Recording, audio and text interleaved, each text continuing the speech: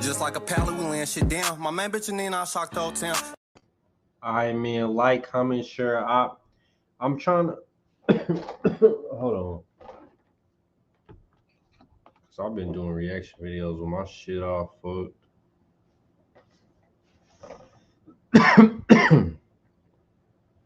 Long story short, we getting straight to Kyrie. My language. Kyrie, we talked to Luca earlier about your performance in the fourth quarter. He said you were born for these moments, called you Mr. Fourth Quarter.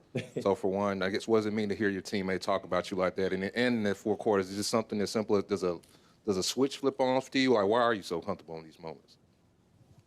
I appreciate his words, Luca. Kyrie humbly, he like, man, when Luca compliment me, I like it. I ain't gonna lie. It's funny, man. I feel like we're both born for this, if you ask me. But yeah, it's just basketball, man. It's you got to give the game what it needs at times, and I felt like in that fourth quarter we had a good run going, and those guys were pressuring the basketball up the floor. So when we got into the paint, I felt like we just had to convert, get a few stops. We were playing back and forth game for a little bit with them, but I had confidence in our guys when we got stops in that fourth quarter and we got on transition. We just had to continue to push and get some easy ones, and then.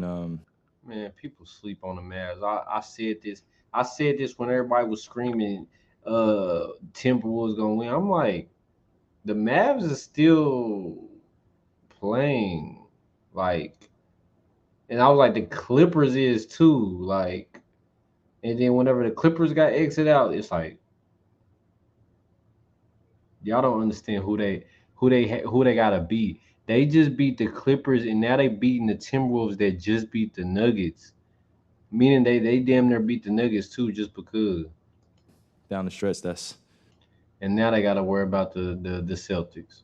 That's where we make our money, man. Since All-Star break, we've been up there with some of the top teams in the league. We're finishing clutch games. We have a great clutch record. So I think we have that poised now, and we're showcasing just our skill sets out there that a lot of teams have to guard. The depth that we have, a lot of teams have to guard each one of us, and you got to pick your poison. So in the fourth quarter, when I'm being aggressive, I know it opens opportunities not only for myself but for my teammates. Kyrie, you're known for being a historian of the game right here. Thank you. I'm one of few. I'm one of the few that are actually a historian of the game. He said one of the few.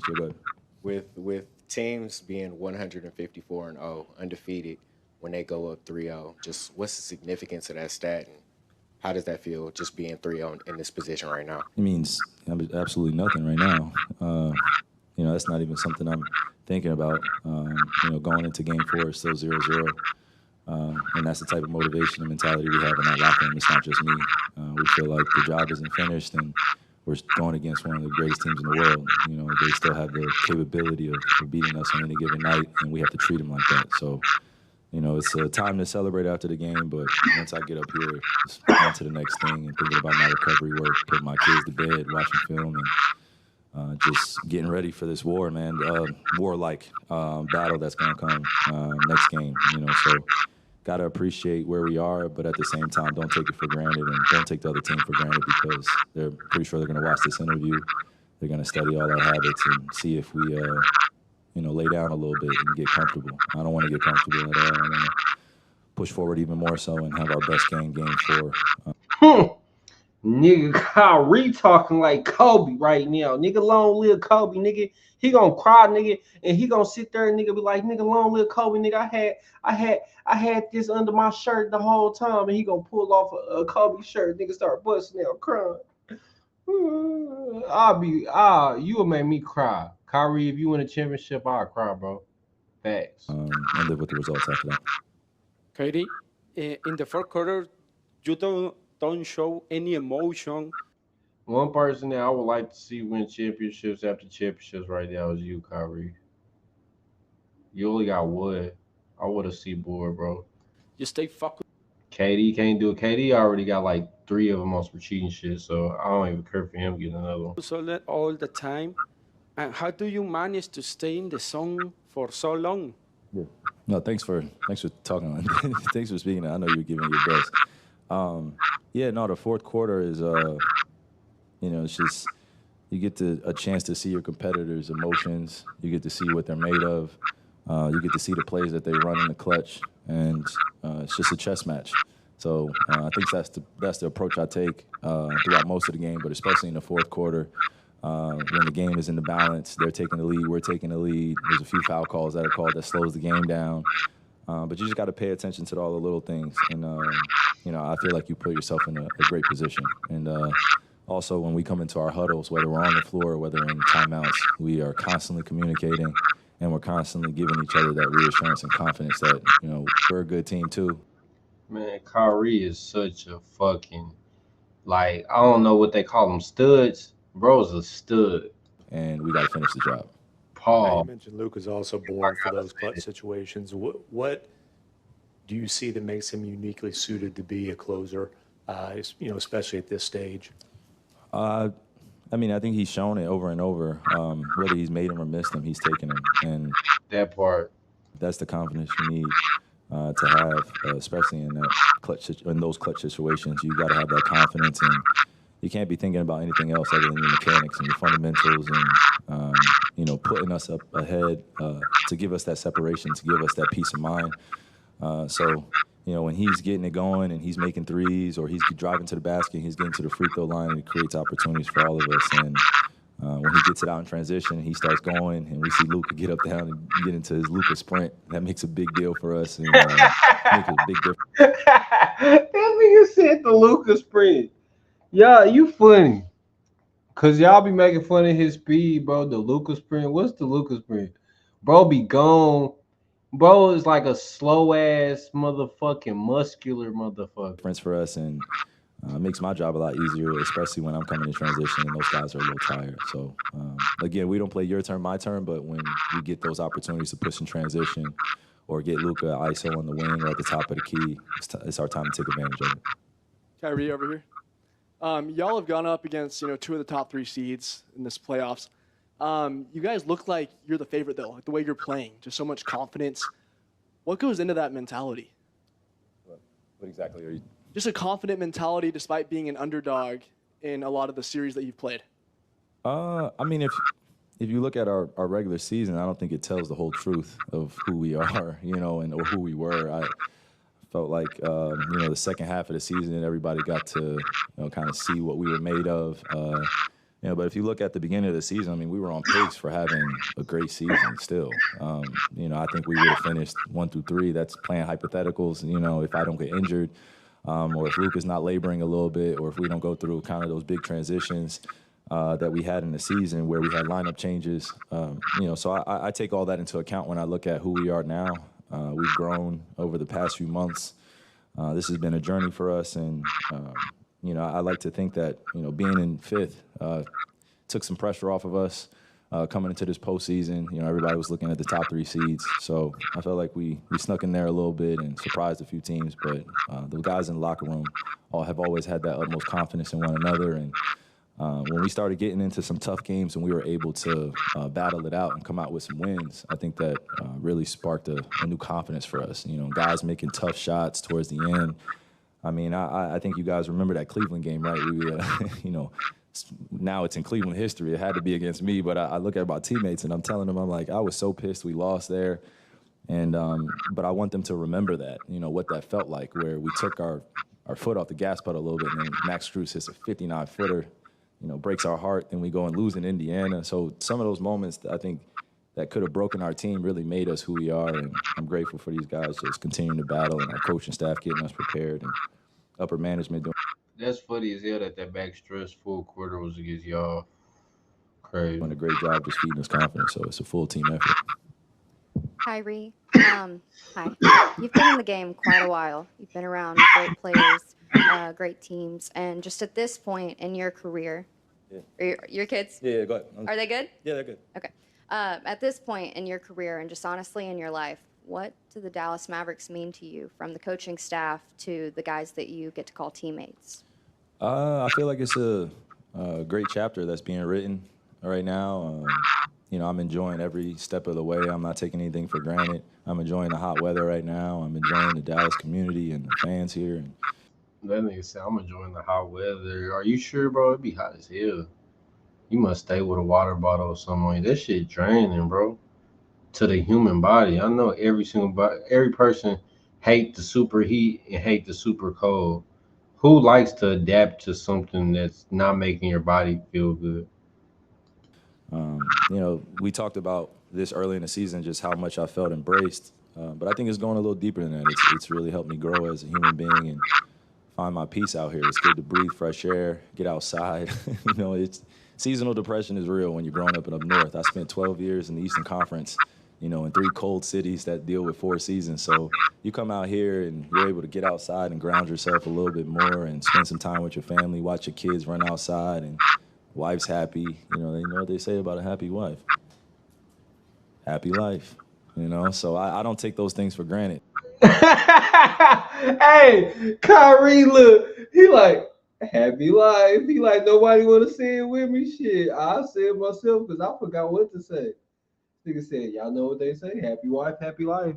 Talk your shit. You know, it comes with it, and we're laughing about it. But on a serious note, I've just been able to grow and understand that all these things don't happen without a lot of the work that goes unseen. You know, just doing the inner work, doing the spiritual work, and enjoying the game and putting that in perspective as well. You know, feels good. Kyrie, over here to your right, thank you for your time this evening. We've talked to you about being a leader on this team, right? A multitude of times, so it's not a new conversation. I love it. I love it. Well, how do you navigate the complexities of being a leader? Because we know it doesn't always look the same way every day. How do you navigate knowing when to push, when to pull, and everything in between? I mean, we throw around that word leader and leadership so often, especially in this industry. You know, I genuinely feel like, you know, leaders are chosen sometimes, but leaders emerge out of the group too. And, you know, when you get that role or people start calling you a great leader or start asking you about leadership, you got to understand that when you're in that position, failure is going to be part of it. Making mistakes is going to be part of it. And, you know, almost like embarrassment is part of it too, because sometimes you're going to get it right and sometimes you're going to get it completely wrong. So I think I've come to a place in my life where I've just accepted it. You know, this is what comes with it. You know, the thing that I always think about when I am leading the guys with some of the other leaders on the team is just protecting them and allowing them to fail too and feel what pain feels like too. You know, so I think all of these words that we're throwing out are just words, but when you're in the middle of it and you got to figure it out, and you don't have it all figured out, that's when you're made. You know, right there. So it feels good. This nigga's talking like a motherfucking nigga out the Bible right now. Nigga, look at him. That nigga, hey, he's a different human. Bro, he's an alien. And he came and played basketball. He's an Israelite. You got tattoos or something. Good that I have the support system, though. I'm not doing this alone. It's never a lonely job. I used to think leadership was just about me, and taking on the brunt of all the responsibility. No, that's not even close to it. You know, you got good people around, good family, good friends, and they love you unconditionally. Anything's possible in this world. Perry, it feels like especially since the trade deadline, that you guys keep finding new ways to win. You know, you learn to win with defense. You learn to win when players are out. The first 2 games of the series, you know, you learned to win even when you weren't hitting threes. You know, tonight you guys lost. You know, didn't have Derek Lively for a lot of the game. You know, Jason Kidd said it was going to be about shot making down the stretch. Is there a through line that, you know, runs through all of this, you know, ability to keep finding different ways to win, even if it looks very different than the... A through line? What do you mean? A through line or a theme? Like, what's the cause, in this roster? In this game? You got some... Yeah, I mean, you got some, as we say, we got some bad MFers in that locker room, man. We got some guys that don't care about doing the dirty work and doing the little things for us to win, and have always preached selflessness in our locker room. And this was before I even got here. So when I got here, the culture was still being birthed a little bit. And, you know, you look at their success before I got here, Western Conference Finals, and then me and Luka get together. And, you know, we're trying to figure out our tandem. And then we come into the season. I think a lot of us took that as motivation and wanted to be in the best shape possible. And I think that's what's allowing us to be in the situation. Bro, they got some dogs in Dallas, bro. They got Derrick Jones Jr. I'm gonna keep on bringing that up. I was like, they got Derrick Jones Jr. I'm like, bro, that was one of my pieces on 2K. That nigga, he just an extra body that's gonna give you everything. He might knock down the three. Don't let a nigga know how to really play. Leave Derrick Jones open. You might hit a three. You might just on some humbug shit. Yeah, get hot. Boom, boom, boom. Derrick Jones, pop, boom, knock one down, nigga. He 50. They probably gave him a 57, 58 3-pointer, but he got a couple badges on that bitch, and that bitch will go in if he open.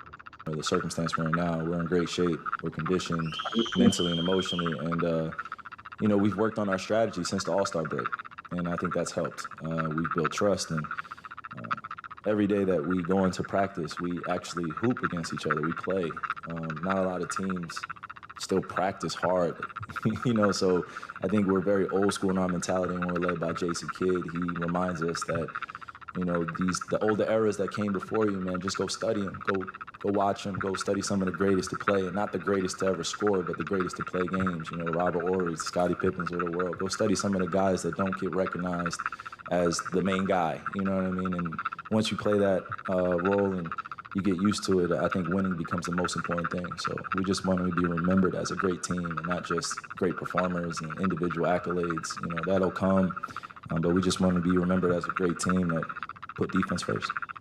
I was asking Jason about kind of what makes you and Luka work so well. And one of the things he said was your willingness to be kind of a second, to be a 1B on this team. Is that a role that you feel like you've always been? He said a 1B. A 1B.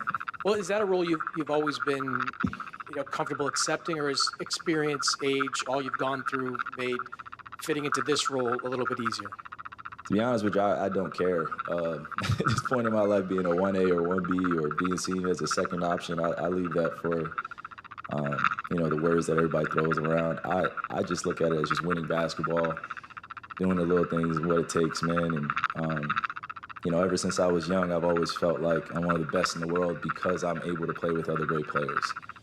I don't ask for the ball, I demand it. I will play defense. I will do all the other things that don't show up in the stat sheet, and that's always what I've wanted to be remembered as.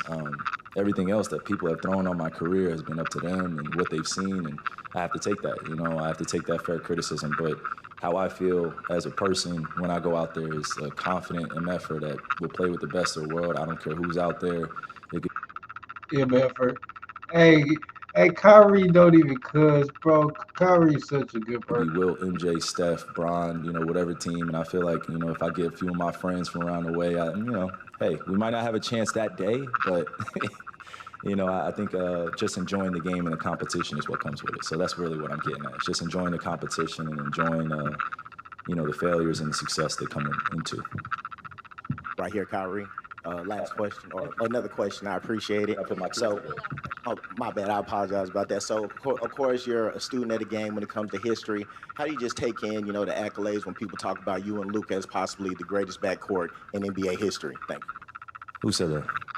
It's a lot of talk about that. It's a lot of talk that you and Luka are possibly the, you know, greatest backcourt in NBA history. I mean, it doesn't mean anything if we don't win a ring together, you know, and I say that very responsibly too, you know, not saying that we aren't great now, but there are other backcourts that are more deserving right now for that recognition. And I think once we put a good run together and we can look back on and reflect on it, then that'll be our time. But right now, I want to show a lot of respect to the guys that have come before us and have actually did it. And our time will come. You know, we just got to keep putting in the work and continue to feed each other that positive affirmation, energy, and we'll go from there, man. But right now, we're just focused on enjoying the moment, enjoying how well we're playing as a team. And, you know, you're seeing some special basketball from me and Luka, but we wouldn't be here without our teammates. So full-on team success, man. You guys get home safe. Enjoy Dallas. Enjoy Dallas. This nigga all happy. This nigga, come on, bro. Kyrie happy, bro. I'm happy, bro. I'm a Mavs fan. I'm a Kobe fan. And he gonna, bro, dedicate, bro. Dallas and Kobe, it's like their relationship is like a low-key relationship that nobody know, like everybody know about, but Niggas know Kobe wanted to play with Dirk. Dirk wanted to play with Kobe. It's just they both were some loyal ass niggas and it couldn't happen. But long story short, Kyrie ended up being on the Mavs to where it's the Mavs culture with Mark Cuban and everybody that fuck with the Mavs. You feel me? Luka is a baby Dirk. A strong baby Dirk with a cold ass 3-point fader. That's basically what he is. A cold ass, smaller Dirk with a little more speed than Dirk had. Smaller, meaning that his body is more like compact to where he ain't about to be getting injured like that, but he is getting injured because shit happens. This is the NBA. This shit crazy. But yeah, man, like, comment, share. I just did a long ass reaction video, but this shit real, bro. Kyrie real, bro.